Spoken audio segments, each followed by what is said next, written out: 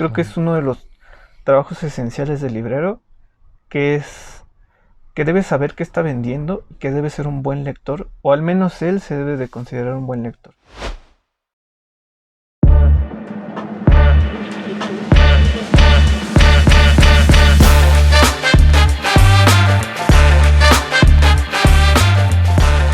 Tú eres también entonces como parte de los dueños de la librería. Sí, yo soy precisamente uno de los fundadores, Ok. junto con Evelio y Héctor y los que ya te comentó él. Ujú. Pero yo tenía más, de hecho yo no tenía tantos libros como Héctor y Evelio cuando empecé esto. Yo era más, yo desde que estoy chico he vendido libros. Yo vendía libros con mi abuelo ¿cómo se llama? En el tianguis. Ok. Entonces esa fue mi primer acercamiento a los libros, porque pues mi abuelo era más como de checar, checaba plata, checaba oro, checaba antigüedades, y de repente entre las cosas que le llegaban pues les llegaban libros. Y a Claro. mí, como tenía en la casa y toda su baluarte de cosas, pues a mí me llamó específicamente la atención los libros. Y un día agarré un libro, lo empecé a leer, dije, me llamó la atención, vaya. Ujú. Pero nada más fue como llamarme la atención. No me dediqué exclusivamente a leer algo. Ok. Era mi etapa de descubrimiento, vaya. Y creo que fue hasta después, en una ocasión que me regalaron. Es una de las primeras lecturas serias que tuve, que fue El Cantar de los Nibelungos. Ok. En la edición de Algo Porrúa. ligero, ¿no? Sí, Algo, yo también algo dije, ligerito. es que pues, yo no conocía el libro, ¿sabes? O sea, yo no sabía que era una lectura tan Densa. densa. Sí. Y a mí me llamó mucho la atención. O sea, después supe que pues, era un libro pesado, que incluso se hacían ópera, que se hacía teatro sobre ella. Y yo dije, ¿qué fue lo que leí? ¿Qué estoy haciendo? ¿Qué estoy haciendo? Y fue cuando me empecé a dedicar más a libros más selectos. Ya había pasado yo pues ya cuando empecé a leer eso, yo ya había pasado de Hess, ya había pasado de Sainz-Exupéry, de todos esos que normalmente las personas Es la hablan. iniciación, ¿no? Sí, y de que las personas hablan porque son sus primeros libros. Ujú. Entonces yo ya había pasado de eso, ya no me llamaban tanto la atención. Y empecé a buscar libros que me llamaran a mí la atención. Y creo que los únicos libros a los que yo podía tener acceso eran a los que vendía un señor ahí justo en mi pueblo. Yo vivo en Xochimilco. Ah, cool. Entonces, él llevaba igual que mi abuelo llevaba su puesto y todo, y él se dedicaba exclusivamente a libros. Y entonces ahí fue donde empecé a leer en ciencia ficción, creo que también empecé a leer ciencia ficción, a Arthur C. Clarke, a Robert Anton Heinlein, a Bradbury. Asimov no me gustaba tanto. Entonces eso fue lo que empecé a leer también cuando era más joven. Y cuando llego aquí, bueno, de hecho cuando conozco a Héctor y a Belio, me doy cuenta de que ellos me dicen, es que alguien de tu edad, porque yo los conocí cuando tenía 19, 20 años. Y me dicen, es que alguien de tu edad normalmente no ha leído tanto, no tiene tantos libros. Y fue cuando yo me di cuenta de que tal vez era demasiado para mí los libros que yo estaba teniendo, y empecé a decidir deshacerme de algunos que ya había leído y no me habían gustado, o que sencillamente es eso, a veces uno como lector disfruta mucho de algunas lecturas a determinadas edades y después pasa de ellas, a pesar de que hayan significado mucho para alguien. Ujú. Entonces, cuando yo me doy cuenta de esto, empiezo a vender de forma fuerte en internet, sobre todo en los grupos, Ujú. en los que conocemos, la Nena Oscura y demás. Y ahí... Voy a poner... sí, perdón. No, no es cierto. Estoy jugando. Ahí en la Nena Oscura conozco... porque también soy uno de los fundadores del grupo del Rincón de la Cháchara. Ok. Yo conozco en la Nena Oscura a Germán y a Abraham. Y un día así entre charlas, entre chistes, decimos, ¿y qué tal si abriéramos un grupo que se dedique solamente a libros? Pues que alguien da 50 centavos por ellos, 30 centavos por ellos. Y yo les digo, como yo estaba muy entrado en esto por mi abuelo de las chachas, le digo, ¿qué tal si ponemos el Rincón de la Cháchara? Cool. Y dicen, sí. Y ya. Ahí empezamos, Los chacharitos. Yo Son famosos los chacharitos. Sí. Yo estuve ahí 2 años y unas cosas. Sí. De hecho, por eso fue lo que yo salí, que empiezan a haber rivalidades ahí entre los grupos y demás. Entonces, yo casi siempre paso de eso. Digo, es que muy difícil es mi vida como para que me esté buscando cosas por allá. Entonces, Por libros. Por Yo disfruto los libros, libros. sí. ¿Por qué me ponen a pelear por libros? sí, y es que aunque no lo creas, en este ambiente, cuando tú te encuentras con un colega librero, pero te lo encuentras comprando, es que te vea feo, es que te voltea a ver así de me estás quitando mis libros. Y uno lo entiende, ¿no? Porque la forma en la que viven es de lo que dependen. Y pues es entendible que te vean así o que haya cierta rivalidad y ya después se hablen con toda la normalidad. Ujú. Pero es eso, o sea, uno piensa que los libros son muy bonitos y demás, pero sí llegan a crearse ciertas rivalidades. Ujú. Pero creo que eso va de más en lo que para mí significan los libros. Como tú lo señalaste, a mí me gustan y yo creo que yo empecé en esto por hobby y sigue siendo mi hobby porque lo disfruto. Creo que es mi trabajo, lo disfruto mucho. Salir a buscar libros, salir a buscar nuevos autores, que es una cosa muy, muy, muy difícil. Porque actualmente es lo que hablaba el otro día con Héctor. Anteriormente, tú para escoger un libro podías confiar en un editor. Podrías confiar en que Carlos Barral, las novelas que tenía en su catálogo eran excelentes o al menos a él le habían gustado. O que Aster Tusquets también, podías fiarte del gusto de alguien que tenía más saber que tú en la lectura, que ya tenía un haber increíble, o sea, que leía todo. Sí. Y que los consiguen igual en otro idioma o que tienen todo Y este ellos bagaje. mismos hacían las traducciones o se las encargaban a alguien porque tenían la necesidad de que la gente los conociera. Ujú. De hablar sobre ellos, o sea, que no nada más fueran ellos, como editores los que supieran, sino de hablar sobre el libro que estaban leyendo.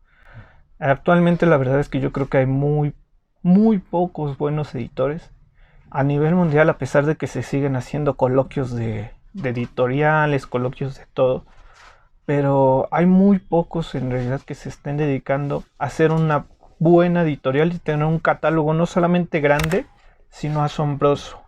Okay. De los que yo creo todavía sí que llegan a tener una carrera fuerte es Jorge Ralde. Aquí en México se edita una colección muy buena que se llama Libros sobre Libros, que es del Fondo de Cultura Económica, que se dedica específicamente a eso, a la literatura, acerca del trabajo como editor y del trabajo que existen en los libros, en todo el ámbito de los libros, encuadernaciones y demás. Como este de Steiner, ¿no? Ay, se me fue el nombre. ¿El de Babel? Que edita Fondo de Cultura en conjunto con Ciruela. Sí, es el de Babel, ¿no, Héctor? ¿Se llama Noticias sobre Babel? No, ese es del Fondo de Cultura nada más y es sobre los aspectos de la traducción. Es otro de Steiner que se llama Errores, creo que es. Sí, pero no. sé cuál Eso me refiero.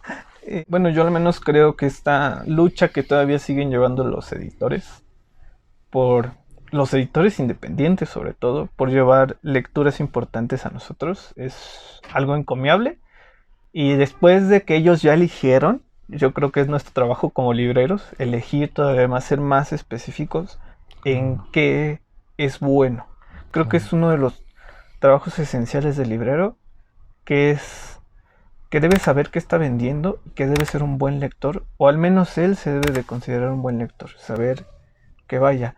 Yo no estoy peleado con los llamados lectores de ocasión, que son estas personas que pues ven un libro bonito y lo compran, ¿no?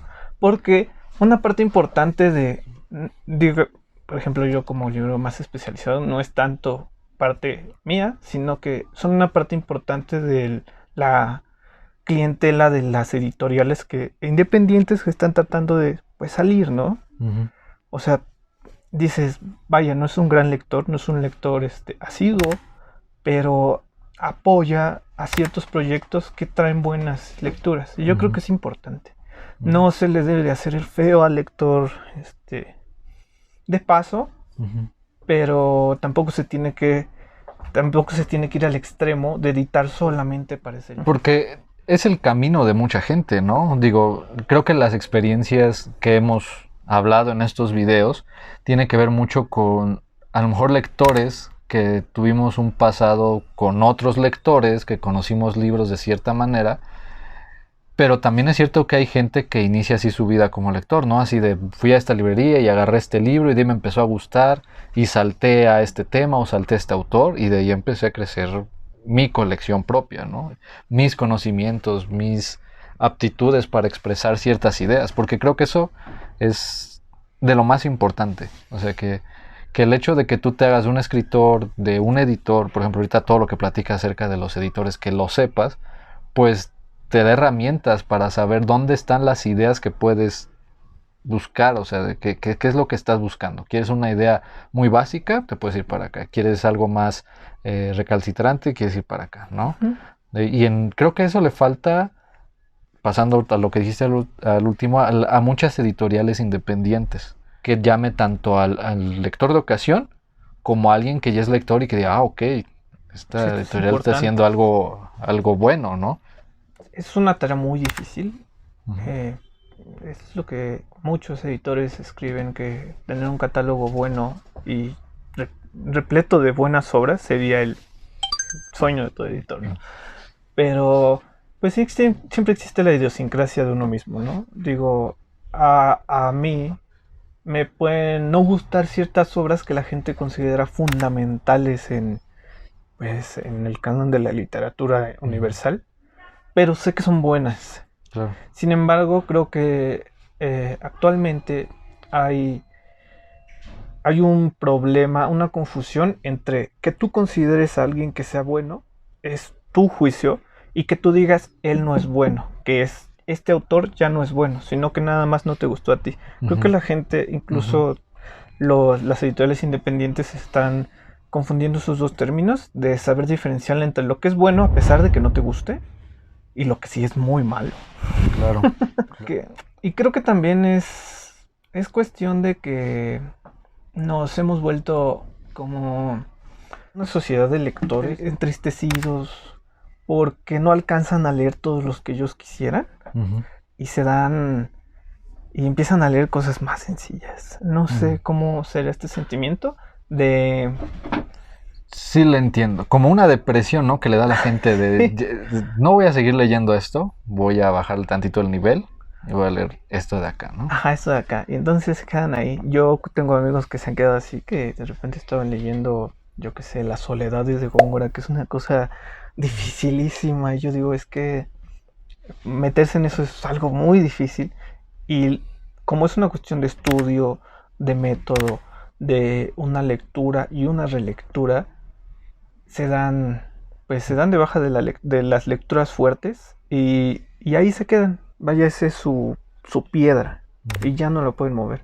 Entonces creo que también es esto, o sea, que la gente se ve rebasada por algunas lecturas anteriores, porque no existe un lugar donde ellos puedan hablar de esas lecturas. Claro.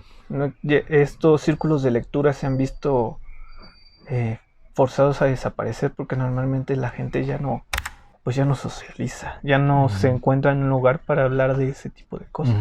Ya no existen tantos talleres tampoco, por ejemplo, de no solamente de lectura, sino de creación literaria. Y son carísimos. O son carísimos, sí. Pero... O ya no te puedes encontrar como antes, digo, al mismo autor aquí en uno de los cafés del centro. Es muy difícil. Y hablar con él de qué quería decir con su obra.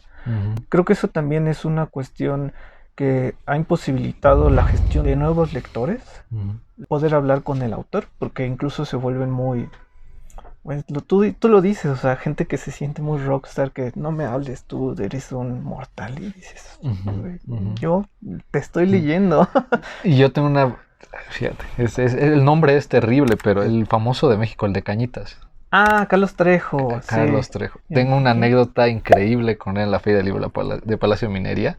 Salía un nuevo libro que tiene de relatos, que obviamente es terrible libro, y hicieron una conferencia con él. Llegó en moto con una escolta como de otras 8 motos. Obviamente el ruidazo, ¿no? Ya sabes, y todos, ¿qué está pasando? Vándalos afuera de la Feria del Libro. Se estacionan en la entrada.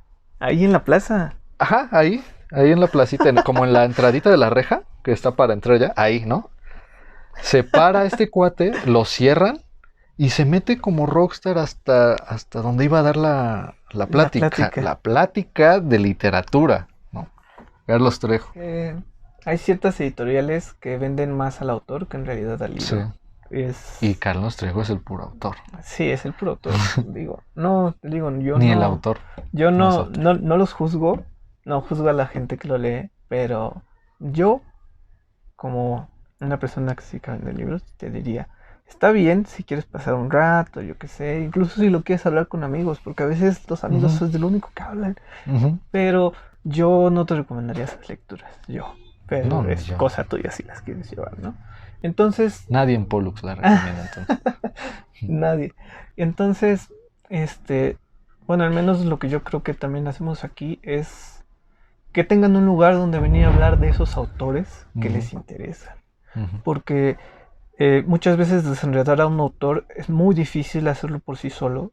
Autores muy difíciles, digamos, Younger, digamos, bueno, Brock es un poquito más tranquilo, o digamos, bueno, Asimov, que es un hombre muy liviano, no digo que sea fácil, pero lo entiendes si lo lees con tranquilidad. Pero si lees, te comento a Younger, si lees a Góngora, si lees incluso el Quijote, o sea que es una lectura que lleva años, pero hay mucha gente que no lo lee porque ellos mismos dicen, es difícil.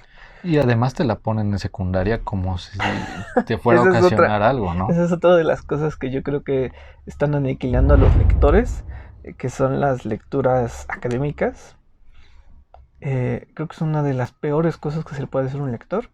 A un potencial lector aún más, que es decirle tienes que leer esto y hacerme un resumen así. Y él ni siquiera quiere leer el Quijote en ese momento. Digo, yo... a esta edad, no quiero volver a releer el Quijote todos los años, porque, bueno, también yo creo que es un ejercicio interesante, la relectura todos los años. Yo leo todos los años a Conrad, yo leo todos los años a Juan Rulfo, a Arreola, leo todos los años el Quijote, trato, pero no siempre se puede. Entonces, es lo que digo, a veces... A pesar de que uno tenga un proyecto y dices, este año no quiero leer el Quijote. Sí. ¿No? Yo creo que es una de las cosas que están aniquilando también a los lectores y que se debe evitar. Espero que los profesores que me vean me hagan caso, porque yo odiaba que me pusieran a leer el Cid Campeador entrando al CCH. Es que yo no quiero leer esto. Claro. Hay lectores también que dejan de lado las experiencias como la novela gráfica, los cómics y todo esto, que también tendría que ser para mí una vía regia para acercar al lector joven. Sí. Porque es obvio que te va a llamar más la atención, incluso si pones un Quijote en una novela gráfica, a que se lo des en la edición de Porrúa que viene a doble columna. Sí, de hecho, en las lecturas, ¿cómo se llaman estas lecturas donde viene la historia en cómic? Episodios nacionales. Sí, pero ilustrados o sí, algo así. Es algo que sí se intentó aquí en México. Hay una edición que se llama Episodios Nacionales que dicta la SEP y que era de los libros que daba a los maestros. Se llama Episodios Nacionales y eran cómics acerca de la historia de México. Okay. Que la historia a veces sí es incomible para algunos, pero yo creo que era un esfuerzo editorial importante. Pero que, pues ya sabes, siempre resulta que después no hay dinero, que el proyecto no dio lo que tenía que dar, según personas ajenas al proyecto y que no lo conocen, y que estancan el proyecto y al final no se lleva a cabo el proyecto futuro que iba a ser otras ediciones de otras cosas. Y bueno, actualmente incluso veo, por ejemplo, el Fondo edita muchas novelas gráficas, muy baratas, creo yo, porque editan... Sí, de 100, 150. Sí, y editan, por ejemplo, cosas como El Complot Mongol, editan Alicia en el País de las Maravillas, también ilustrado y todo. Y sin embargo veo que la gente no va porque normalmente la gente siempre se burla, hay un libro con dibujitos. Creen que es como debajo de su inteligencia, como que le están haciendo un mal a su inteligencia. Y no, sencillamente es otra forma de entrar a la literatura. Y yo al menos creo que si existen civilizaciones muy cultas en las que la media de sus lecturas al año son cómics, como la japonesa, como la estadounidense, que son países muy cultos, que leen manga, que leen cómics, y que no se sienten asqueados por ello, porque nosotros lo vemos así, porque nosotros vemos el cómic, la novela gráfica, como algo que te debería de asquear, como un libro con dibujitos para niños. Creo que es también una cuestión de ciertos prejuicios que existen de los libros con dibujitos. Cultural, sí, totalmente. Entonces también se tiene que sortear eso de sacar los libros con dibujitos del estante de la estupidez para hacer lo que es una introducción a la literatura. Introducción y camino para muchos. Ahora, ya nos dijiste, eres de los miembros jóvenes fundadores de Pollux. ¿Tú cómo ves el camino de aquí en adelante? Porque independientemente de que estén juntos, tú tienes otra visión. Lo que nos contaba Héctor, él lo ve como algo ya hacia su retiro. Tú eres más joven que yo. Entonces, me imagino que tu visión hoy por hoy es otra. Sabes mucho de editoriales, a lo mejor hasta no sé, estoy echando palabras, ¿no? ¿En algún momento te gustaría editar? ¿Te gustaría hacer algo? ¿Le ves futuro a eso? Pues yo en realidad el futuro de Pollux lo veo, a mí me gustaría editar, pero editar los libros precisamente que no podemos encontrarnos o que nosotros tenemos en nuestras bibliotecas y hay mucha gente que lo busca. Creo que ese sería un proyecto genial porque hay que hacer algún esfuerzo para sacar esas lecturas y poder comunicarlas a más gente. Y yo en realidad no he pensado mucho en el futuro. Yo creo seguir dedicándome a esto pues durante toda mi vida. Yo me he visto ya de viejo vendiendo libros y demás. Pero yo, como lo sabe, tengo mis cuestiones en la escuela, tengo cuestiones en mi casa. Bueno, ahorita ya no con mi novia. Señora. Otro. Entonces, puras historias tristes en Pollux, digamos. Sí, es que la gente no los entiende. Me dicen, ¿qué? Te la pasas ahí todo el día. Y yo, no es cierto, luego hasta llego tarde. Pero yo la verdad no he pensado mucho en el futuro. Eso es que a mí sí me gustaría editar. Sin embargo, muchos editores independientes me dicen es que es muy difícil. Entonces yo creo que lo primero sería hacer una comunidad fuerte de lectores con esta librería. Creo que es el futuro que yo lo veo a la librería. Un lugar donde se puedan reunir los lectores a platicar y no se sientan defraudados con lo que logran sacar de aquí. Entonces yo creo que primero sería eso y después dedicarme a editar cosas que yo diga esto es bueno, como si yo fuera Jacobo Ciruela, así. Exacto. Así. Es el ejemplo, Lo voy a esperar. Sí, claro, voy a estar al pendiente, voy a estar recordando cada año, como tu lectora del Quijote. Oye, ¿no que ibas a editar? No, voy a decir, es que este año no quiero. Bueno, pues creo que sería todo. Gracias por todo. No, gracias a ti. Gracias otra vez a Pollux por el espacio. Me gustaría que para este último video vengan, nada más para despedirnos. Entonces, gracias. Ya cerramos este ciclo. Gracias. Van a ser 3 videos de aquí de Librería Pollux. Venía pensando en uno, salieron 3 muy interesantes. Porque precisamente cambié el nombre de lectores porque primero no estaba usado el nombre, lo cual me pareció muy interesante. Y porque precisamente mi intención es acercarme a los lectores y que se dé cuenta la gente que precisamente esto abre la posibilidad a hablar a un sinfín de temas porque es algo que nos apasiona. Lo que sea que nos apasione, lo vamos a leer, lo vamos a encontrar y hay para todos los gustos, para todas las edades. Y pues acérquense más a la lectura. Exacto. Chavos. Sin miedo. Sin miedo. Nos despedimos. Gracias a todos. Hasta luego.